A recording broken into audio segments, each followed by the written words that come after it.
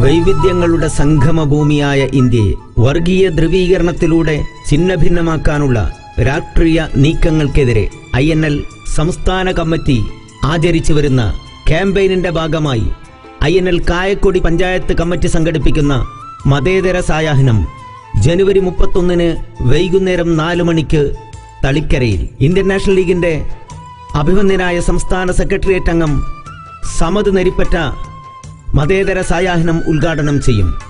Enough സംസ്ഥാന general secretary Hashim അരിയിൽ മുഖ്യ പ്രഭാഷണം നടത്തും. VA Ahammad Haji, KG Latheef, Ravi പോറ്റങ്ങി, EK Pokker, PP Moidu തുടങ്ങിയ സമുന്നതരായ നേതാക്കൾ ചടങ്ങിൽ സംസാരിക്കും. INL കായക്കൊടി പഞ്ചായത്ത് കമ്മിറ്റി നിർമ്മിച്ച അടിയറവ് പറയാതെ ആദർശ വഴിയെ എന്ന ഡോക്യുമെന്ററിയുടെ പ്രദർശനവും പരിപാടിയോടനുബന്ധിച്ചുകൊണ്ട് സംഘടിപ്പിക്കും.